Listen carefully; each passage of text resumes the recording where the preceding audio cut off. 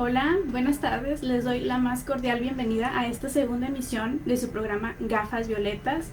Les recuerdo los teléfonos en cabina. Son 81 86 03 36 02 y 81 86 03 36 03. También pueden acompañarnos a través de nuestras redes sociales, es Facebook y YouTube en Radio UPG o en Twitter e Instagram Radio UPG Oficial. También ponemos a su disposición la página www.upg.mx. Agradezco para dar un agradecimiento al rector de Universidad Pedro de Gante, Fernando Garza, y al director Cabina de Radio, licenciado Enrique Sánchez. El día de hoy me presento, yo soy la profesora Marilyn Aguilar Real, soy profesora de secundaria, en nivel secundaria, y el día de hoy estaré sustituyendo a mi compañera Carolina Garza, aquí en su programa Gafas Violetas. El día de hoy les voy a platicar de un libro muy interesante, un libro que fue escrito durante la Edad Media.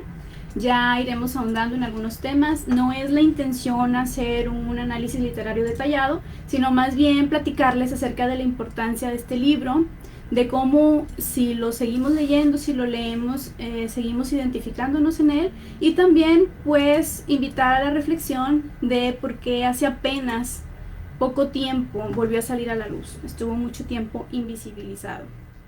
Este libro se titula La ciudad de las damas, de Cristina de Pizan. ¿Por qué surge, cómo conozco, cómo llego yo a este libro y por qué me interesa compartirles lo que encontré en él? Bueno, yo llego a este libro no por las aulas, no por mi carrera, sino por un curso de introducción al feminismo en el que coincidí con la maestra Lupita Elosegui. Ella me compartió, tuvo a bien, lo cual le agradezco mucho, me compartió su presentación, la cual pues yo a su vez voy a compartirles hoy.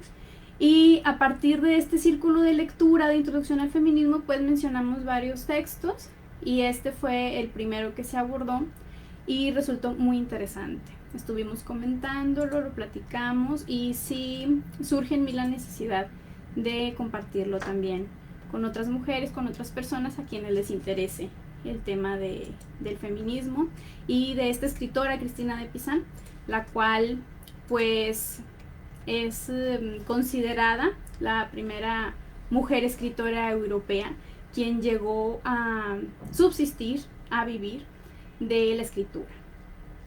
Muy bien.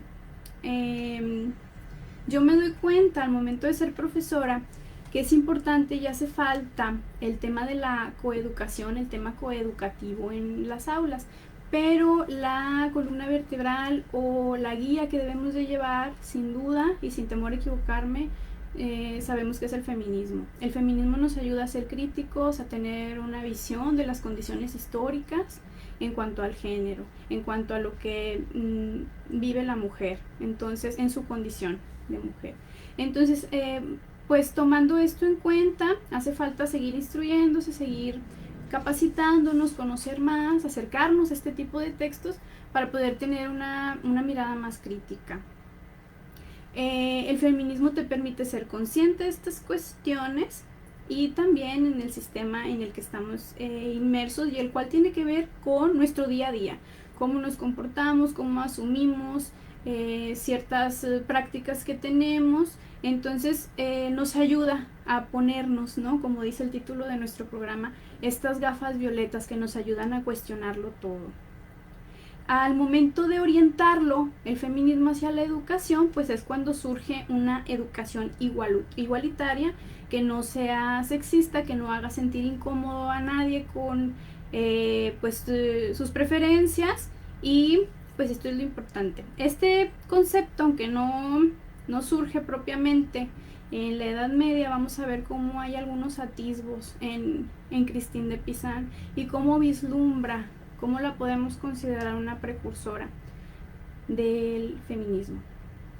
La educación no debe permitir desigualdades y definitivamente no debemos estar fomentando estereotipos, sino más bien hay que abogar por una educación que privilegie las capacidades, las cualidades y los intereses de las niñas, los niños y las adolescentes, independientemente de su sexo o de su género. Muy bien.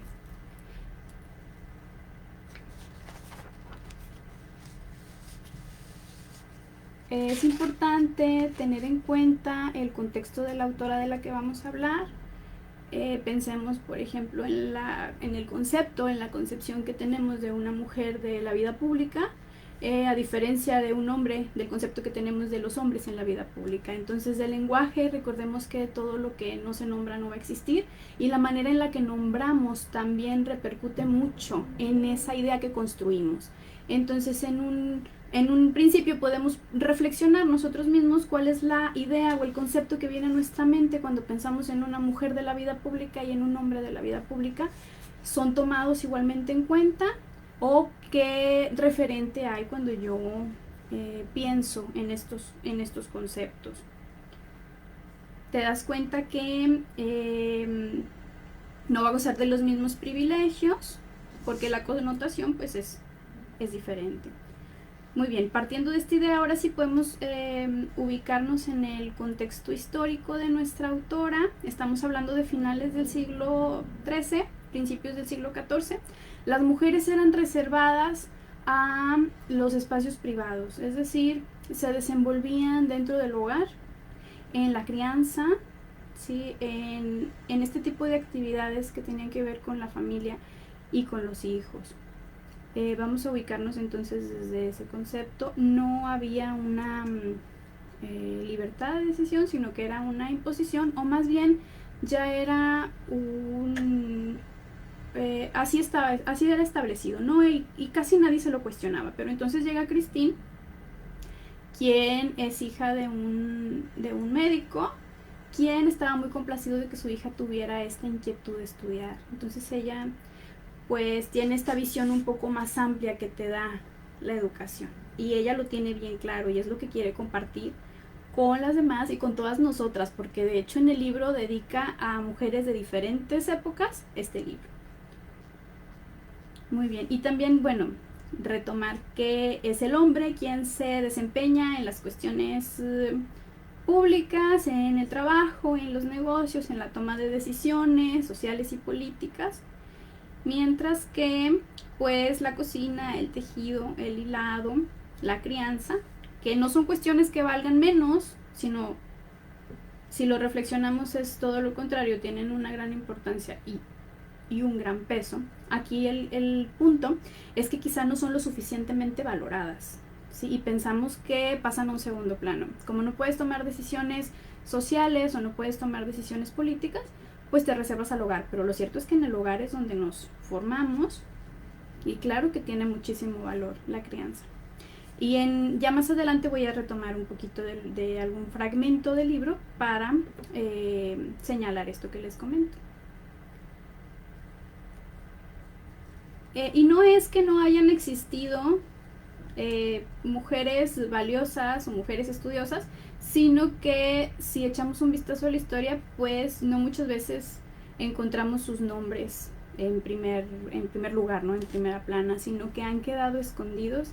Y pues un ejemplo es Christine de Pizan, que estuvo por algún tiempo empolvándose el texto y ya hace un tiempo fue recuperado y ahorita ya se están haciendo análisis, se está difundiendo. Como fue 2 siglos posteriores a su escritura, estamos hablando de que este libro gozó de gran popularidad entre las nobles durante la Edad Media. Sí era difundido, fue, vamos a decir, que el equivalente a un bestseller de su época, pero con el paso de los años pues la historia se fue borrando el nombre, el título de este libro. Es muy importante que recordemos o que nos imaginemos un poquito a la pequeña Christine, lo que les decía, porque Christine va a tener una niñez muy feliz, muy privilegiada. Es una niña que crece rodeada de libros, ¿sí? En una de las bibliotecas más importantes, que es la Biblioteca Real del Louvre. Y ella a los 4 años llega con su padre ella nace en Venecia. A los 4 años ella se traslada junto con su familia a Francia porque su padre es invitado a participar en la corte de Carlos V, como pasó a la historia Carlos el Sabio, que es un rey que se preocupó mucho por el conocimiento, ¿sí? Tan es así que se logró rodear de personas pues inteligentes y amantes del conocimiento, como fue Tommaso de Pisano, el papá de Cristina. Entonces llega esta pequeña a formar parte, ¿no?, con su familia, de la corte, y enseguida se gana pues la simpatía del rey, quien ordena que sea educada como una princesa y que asista a las reuniones de los nobles, que se rodee de los intelectuales. Entonces, para ella crecer en este ambiente de educación y de conocimiento es algo que la va a motivar y sin duda que la va a marcar de la mejor manera para motivarla a escribir este libro. Y lo más importante es lo que siembra en ella esta semilla de la reflexión, pero claro que no surge mientras ella está en su niñez, ¿verdad? Recordemos que la esperanza de vida en aquel momento, pues estamos hablando que era de 35 años, 36, por lo cual Christine pues se casa a los 15 años, es un matrimonio arreglado, pero ella pues tiene nos platica en sus memorias que tuvo la fortuna de enamorarse y de tener un matrimonio muy, muy feliz. También es importante que recordemos que en la etapa en la que estamos situando a nuestra escritora, pues la religión tiene un papel bastante importante. Entonces, ella en este texto va a utilizar la palabra, la Biblia, como su principal argumento. Va a cuestionar filósofos, va a cuestionar pensadores, va también a tomar como ejemplo textos grecolatinos que nos dan señal de su amplio conocimiento de este tipo de lecturas, de su bagaje cultural, pero va a utilizar siempre la Biblia o el sentido religioso como argumento. En ese tiempo el matrimonio pues era una de las condiciones que garantizaba la seguridad de las mujeres, el estar protegidas, porque recordemos que no pertenecían a la vida pública. Entonces el matrimonio pues es considerado como una manera de estar seguras, es defendido, es tenido muy en cuenta por Cristina en este caso, quien trata de ver el lado más positivo y agradece el estar enamorada y que pues tuvo la fortuna de coincidir con su esposo, y de hecho dedica algunas palabras en su libro a las mujeres que no tuvieron la misma fortuna y por ahí les da algunos consejos. Ella fallece en 1430 después de tener una muy productiva, numerosa producción literaria, de la cual pues no todo tiene su traducción. Ella escribió en francés, que era la lengua popular en aquel tiempo, no escribió en su lengua nativa, y también ella sabía latín. Entonces pues no, tampoco escribió en latín, sino que se dedicó a escribir en francés con la intención de que llegara a más personas su escrito, y sí que lo logró. Sí logró esto, y poco a poco fue haciéndose más popular, de manera que ya le iban requiriendo por encargo pues textos. ¿Cómo empieza ella a escribir? No empieza ella a escribir ni al momento de llegar a París, ni al momento de que se desposa. Ella tiene una vida tranquila, feliz, es una niña pues con acceso al conocimiento, con la oportunidad de desenvolverse, pero ella va a empezar a escribir a los 4 o 5 años después de que fallece su marido.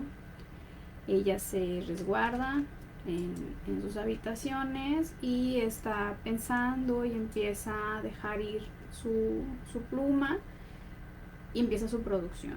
Empieza con unos textos poéticos dedicados pues a su esposo, a su viudez, y a partir de ahí ella se da cuenta que las cosas empiezan a cambiar. ¿Sí? La fortuna, como también la nombra en el libro, es como una alegoría. La fortuna pues ya no le sonríe tanto y empieza a perder a sus protectores, ¿sí? Primero pierde pues al rey. Recordemos que en aquellos tiempos la esperanza de vida también era corta, porque están viviendo la peste, está habiendo muchas muertes. Entonces también hay situaciones políticas, hay guerras. Entonces ella empieza a perder hacia sus protectores, primero al rey, después a su padre y luego a su esposo. Entonces queda desprotegida, queda a su cargo su mamá, su hija y una sobrina. Pero pues tiene asegurado su herencia, ¿no? Tiene asegurado lo que por derecho le corresponde a su hija. Pero se empieza a dar cuenta que no, que empieza a confiar en algunas personas y pues es despojada de sus bienes y trata de pelear, pero sabe que la justicia pues no va a llegar lo suficientemente pronto. Entonces ella necesita hacer algo y descubre que en las letras tiene la oportunidad de, a través de vaciar sus sentimientos y sus reflexiones, pues tiene la oportunidad de subsistir gracias a eso. Y por eso es considerada una de las primeras escritoras. Es una mujer que logra vivir gracias a su talento con la palabra. Y en aquel entonces pues no era como hoy, ¿verdad? Mucho menos. Que si te interesa un libro, bueno, pues se hace el tiraje y listo, no. En aquel tiempo los textos eran copiados a mano. Entonces eso le agrega todavía más valor al interés que surge en la obra de Christine de Pizan, porque pues acomodan o se logran, se venden muchos libros, hay mucho interés en ella y esto le suma valor a lo que ella nos presenta, lo que ella nos ofrece.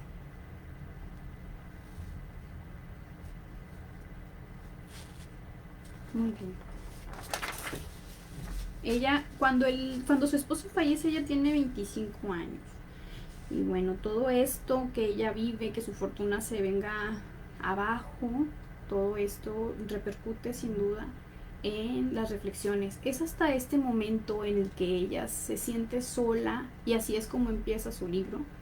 Ella estando sola en su habitación, queriendo reflexionar, dándose cuenta que ha perdido lo que por derecho le corresponde, que ella no tiene la seguridad de que la justicia se cumpla, es en ese momento en el que empieza a cuestionarse y empieza a darse cuenta de los privilegios que acaba de perder. Ella no había reflexionado mientras estaba todo en orden y tenía a sus protectores.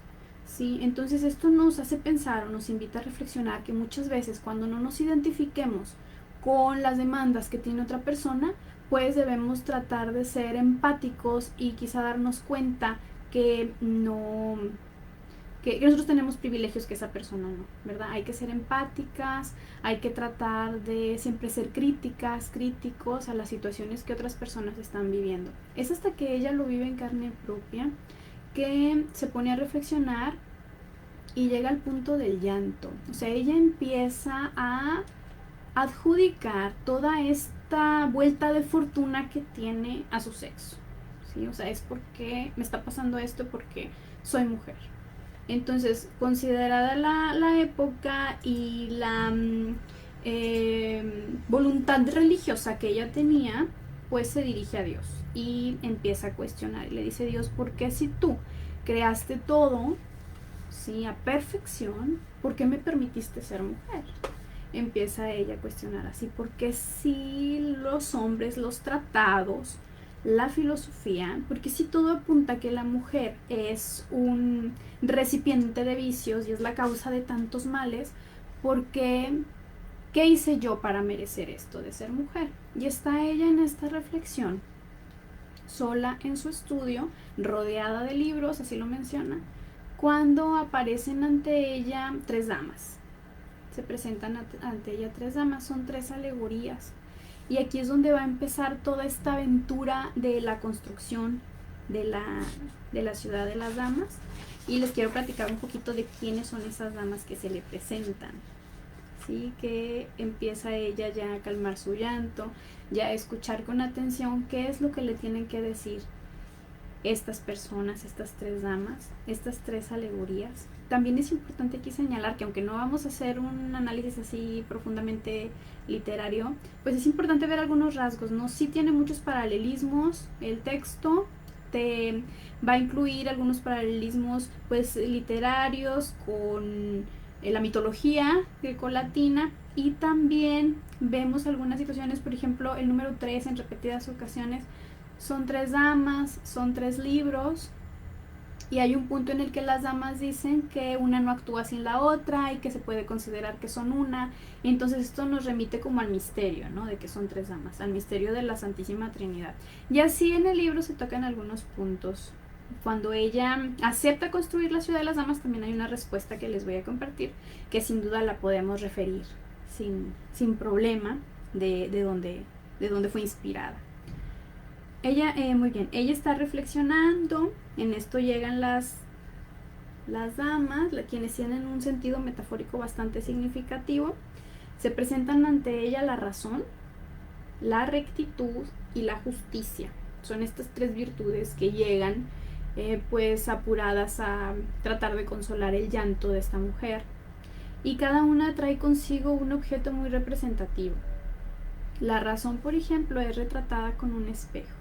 Ella trae un espejo en el cual pues cada hombre y cada mujer va a poder mirarse a sí mismo y reflexionar acerca de cómo ha sido su comportamiento, si está actuando con la razón, ¿sí? o con sentimientos que no son positivos o buenos. Entonces siempre hay que tener a la razón, llevar la razón por delante y siempre tener presente este espejo para, antes de juzgar, poder mirarnos a nosotros mismos.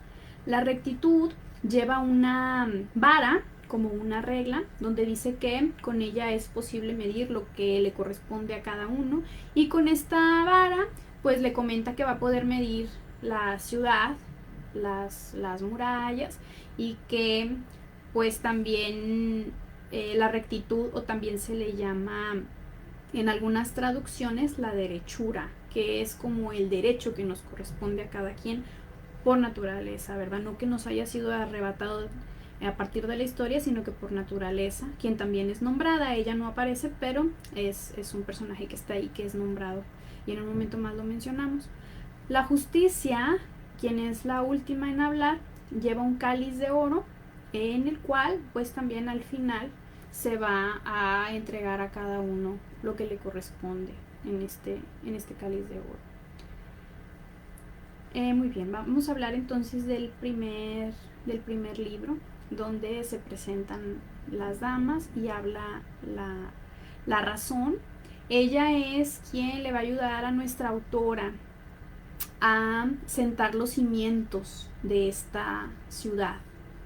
Ella es la que a ella le cuestiona por qué la mujer tiene tantos defectos. Algo bien interesante en esta obra es que nuestra escritora no utilizó ningún sobrenombre, sino que ella en primera persona está asumiendo la responsabilidad de sus escritos, lo cual es importante para la época. Es una mujer que está alzando la voz y habla siempre en primera persona. O sea, estaba yo reflexionando y la razón me responde, y es muy interesante el diálogo entre Christine y las virtudes, las damas, porque ella cuestiona situaciones propias, ¿no? Por ejemplo, ¿por qué se habla tan mal de la mujer, o por qué se le señala? Y la virtud le responde con ejemplos. Y es así como se lleva el diálogo, y parece que Christine siempre queda complacida con estas respuestas. Muy bien, en la primera cuestión, cuando Christine le dice que por qué se atribuyen tantos defectos, la manera de contestar de la razón es darle ejemplos de mujeres sabias, creativas y de templado juicio a través de la historia. Recordemos que aquí no se hace distinción entre mitología, entre situaciones históricas o bíblicas, sino que todas las mujeres, absolutamente todas, son bienvenidas a formar parte de esta ciudad de las damas, ¿sí? Con el simple hecho de ser mujer. Hay que hacer un apunte en que, pues, dadas las situaciones religiosas de la época, solamente se pone a consideración la entrada a mujeres frívolas. Pero si ella se convierte, pues por supuesto que pueden entrar, ¿verdad? Entonces aquí pues entra interpretación lo de frívolas, pero eso pues lo dejaremos para en otro momento. Nada más sí apuntarlo porque pues es parte de la época en la que fue escrito. Se expone en este libro el tema de la difamación hacia la mujer, pero también se mencionan ejemplos de buenas gobernantes, de mujeres guerreras y valientes, y pues damas con juicio y capacidad de tomar decisiones sociales y públicas. En el segundo libro, quien habla es Rectitud, y ella misma dice que con esa vara que tiene se podrán trazar los límites de cualquier cosa.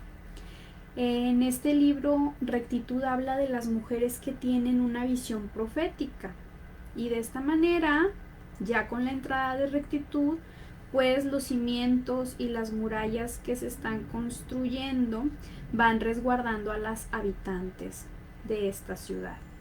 Rectitud, en el segundo libro, en los capítulos, los temas que se abordan son, por ejemplo, de las hijas que amaron a sus padres. Recordemos que Christine tenía una relación muy cercana con su padre, quien siempre la motivó y la alentó a prepararse. También habla en este libro de mujeres que amaron profundamente a sus maridos, y hay una cuestión por ahí que ahorita les comento en cuanto al matrimonio. Ejemplos de beneficios que han traído las mujeres. Otro capítulo también de hombres que están a favor de que las mujeres estudien. Mujeres que repudiaron ser violentadas o violadas. Ejemplos de inconstancia y flaqueza masculina. Fidelidad. Mujeres de azarosas vidas. Cualidad moral más que belleza. Y mujeres generosas. En este libro, por ejemplo, cuestiona a Christine y dice por qué hay tanto desacuerdo, o por qué se dice que la mujer es la que arruina el matrimonio. Y le responde Rectitud: bueno, pues tú sabes que la situación que viven algunas de tus amigas, así le dice, tú estás preocupada por amigas tuyas que están todo el día en casa haciéndose cargo, están en la crianza, y al momento de que el hombre llega de la taberna, llega sin estar en sus 5 sentidos, y para terminar le propina una golpiza a la mujer, y eso es preocupante. Entonces, esto es para reflexionar, porque aún en estos días, ¿verdad?, escuchamos chistes acerca de pues acerca del matrimonio, ¿no? De no te dieron permiso, o te pegan, o tu mujer, o también otros de un tinte pues más negativo, más de mal gusto, en el que dicen, no, pues yo mando, o que se calle, o las mujeres a la cocina. Este tipo de cuestiones que seguimos arrastrando, ¿cómo es posible que las venimos repitiendo desde la Edad Media? Entonces, esto me hace pensar que a la próxima que escuche a alguien hacer este tipo de chistes, pues le podemos contestar que medieval, que medieval y que retro. Sí, ya eso no es posible, no tiene cavidad en nuestros días. Sí, desde entonces ya Christine lo reflexionaba, estaba preocupada por sus amigas que sufrían violencia. Entonces, es importante a partir de ahí poder reflexionar y cuestionarnos, y tratar de romper desde el lenguaje, ¿no? Desde es que solo es un chiste. Bueno, no es solo es un chiste, sino que trae mucha carga, trae una carga con bastante significado, y hay que ir rompiendo con esto. Entonces, es la manera en la que Rectitud le responde. Dice, bueno, aquí el error no está en la mujer, y le da algunos otros ejemplos de hombres que están a favor de que las mujeres estudien, y Christine cita a su papá, ¿verdad? Entonces no es un texto que no señala al hombre, ¿verdad? Christine está enamorada de su esposo, Christine admira enormemente a su padre, sino que es una crítica a un sistema en el que la mujer es pasada a segundo término. Entonces eso es lo interesante, reflexionar a partir de ahí, de como sociedad o como sistema, qué es lo que estamos haciendo para cambiar esto, que se viene cuestionando desde hace muchísimos años. En el libro tercero y último, aquí podemos imaginarnos que la ciudad ya está lista, Sí, casi lista. Ya tiene sus cimientos bien fuertes, con mujeres, guerreras, amazonas, valientes, ya sea de la mitología o de la Biblia, o ya están ellas, ya están colocando las bases fuertes de esta ciudad, las murallas. Y ahora ya por último llega la justicia a hablar ya para colocar los últimos detalles. Y aquí es donde justicia, quien trae consigo su cáliz, pues les dice que ya está prácticamente terminada y amueblada la ciudad. También es importante, voy a regresar un poquito, es importante mencionar que al inicio, desde un inicio, la razón le dice a Christine, trae tu tintero, ¿sí? Trae tu tintero, que yo te voy a ayudar a construir la ciudad. Entonces, desde un principio se dibuja esta metáfora de construir una ciudad con palabras. Es este texto, ya está siendo, al ir hablando de cada una de estas mujeres valiosas, ya es como colocar, ¿no? Los diferentes piezas de mármol o las piezas de este material fuerte con el que está construyendo esta hermosa ciudad, que es una ciudad segura para las mujeres y en la cual las mujeres van a tener su voz, van a tener su reconocimiento y lo más importante, y lo señala Cristina en el texto, van a estar seguras, ¿sí? Como si todas formaran una gran comunidad, como si todas fueran amigas, como si todas se conocieran a pesar de los diferentes tiempos en la historia a los que corresponden. Por eso les comentaba que hasta uno puede sentirse invitada, ¿no? Todas nos sentimos invitadas a formar parte de la ciudad de las damas, porque es una ciudad que se está construyendo con la palabra. Y tú, al momento de estar leyendo, de estar dándole vida, al seguir las ideas de Christine, estás ayudando a su construcción. Al momento de reflexionar, tú estás ayudando, estás colocando en esa ciudad un elemento más, una piedra valiosa más. Muy bien, ya para finalizar, en el libro tercero, Justicia le comenta que ya están listas para recibir a la Reina del Cielo. Aquí la figura de la Virgen es muy importante porque, pues recordemos, hacemos otra vez ese recordatorio, la situación religiosa de Christine, la devoción, la fe que ella profesa. Entonces la reina es quien va a coronar esta lista de mujeres valientes y guerreras, y van a ir detrás de ella como en procesión, pues las mujeres que son santas, las mujeres que son mártires, que son devotas. Y Christine se dirige en un discurso muy emotivo, se dirige ya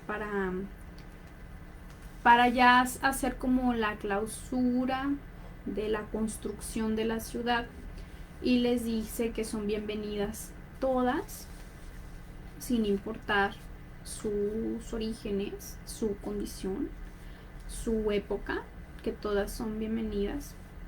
Y así es como cierra con esta lista de mujeres santas y mártires, quienes pues sufrieron a causa, a lo mejor, de su condición de mujeres, a causa de sus creencias, y se dirige vivas o muertas. Eso me conmueve mucho, porque al momento de cerrar sí comenta bienvenidas todas las mujeres, vivas o muertas. Entonces me hace pensar pues a todas las mujeres que hemos que han sido asesinadas, ¿verdad? Y por las que alza la voz también el feminismo. Y pues es muy emotivo este cierre del libro. Voy a leer algunas partes del texto ya para ir cerrando con esta plática, que pues llamaron mi atención. Uno de ellos es, por ejemplo, cuando cuestiona a Christine y dice: ¿por qué son consideradas las mujeres inferiores? Se les compara con los niños, porque los niños son tiernos y solo quieren estar pegados a la mujer, y la mujer quiere estar pegada a los niños, entonces ellos son como iguales y son inferiores. Es muy importante porque la razón ahí le responde: ¿pero de dónde has tú sacado la idea de que la ternura es inferior o de que dice, observa bien al niño, y la razón le invita a reflexionar. Observa bien a los niños, observa bien a las infancias. Son amables y van a buscar estar cerca de la persona que sea amable, de quien les dé ternura. Entonces no hay por qué considerar la amabilidad y la ternura como un defecto, ¿sí? Y eso también nos ayuda a reflexionar acerca de también el papel que han tenido las infancias en la historia, ¿verdad? ¿Qué importancia le damos también a los niños que estamos formando? ¿Quiénes son valiosos? No es necesario que sean adultos para que sean valiosos, ¿sí? Ellos escuchan, ellos están atentos de nuestro ejemplo. Entonces, en especial este punto donde se toca el tema de la amabilidad, la ternura y las infancias, me parece espectacular por parte de Christine. ¿Sí? No es que sea un defecto ser amable o ser tierno, sino que pues hay que darle su valor y no decir, ay, es que son como niños. No, los niños tienen también su dignidad y hay que tratarlos con respeto, y pues así es como también en la historia han ido avanzando los derechos de las infancias, y el feminismo va muy de la mano, lo que hablábamos al principio, ¿verdad? Es la coeducación, el educar en igualdad con respeto a las diferencias. Ahora sí daré lectura a los textos. En el libro 1 dice Christine: ay Señor, ¿cómo puede ser, cómo creer sin caer en el error de que tu sabiduría infinita y perfecta hayan podido crear algo que no sea tan bueno? ¿Acaso no has creado a la mujer deliberadamente, dándole todas las cualidades que se te antojaban?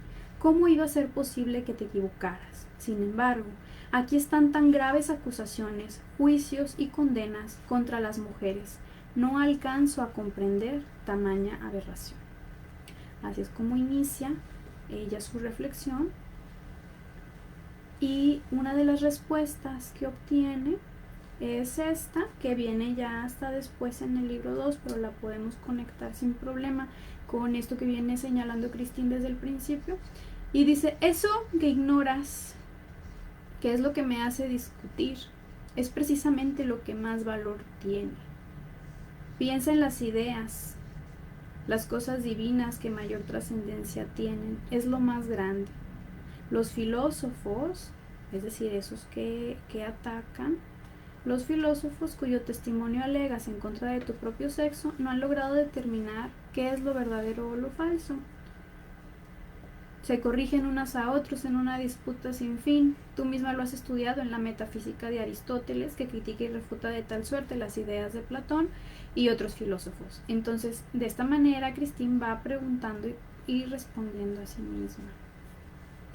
Y ya, por último, uno de los fragmentos que les voy a compartir, donde habla de que no se va a disculpar por el excesivo lujo de algunas mujeres que solo se preocupan por su elegancia. Sin embargo, le diré que las mujeres hermosas que visten elegantemente no hay que reprochárselo ni pensar que solo lo hacen para coquetear con los hombres, porque todo el mundo, sea hombre o mujer, le puede encantar la belleza y el refinamiento, las prendas vistosas y el ir bien aseado y con dignidad y distinción. Y si este deseo es natural, pues no hay por qué evitarlo, ni va en contra de otras cualidades. ¿A qué nos suena eso? ¿Cómo es tan vigente que desde el siglo XIII seguimos leyendo? Es decir, la mujer no se viste para provocar a nadie, ¿verdad? Entonces es interesante aquí la reflexión de las letras, lo que nos presenta Christine, y pues queda esta invitación, esta propuesta a que ustedes pues formen parte de esta lectura, que si les llamó la atención se acerquen a ella, a esta escritora medieval que logró colocarse como pues, la primera escritora en Europa en el siglo XIII.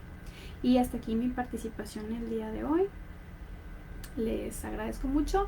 Si tienen a bien dejarnos sus comentarios en nuestras redes sociales, en Facebook, estaremos muy agradecidos, estaré muy agradecida y muy contenta. Si ya conocen la obra y por ahí dejé escapar algún aspecto importante, por favor también pueden por ahí comentarlo para enriquecer pues esta lectura, ¿verdad? Muchas gracias.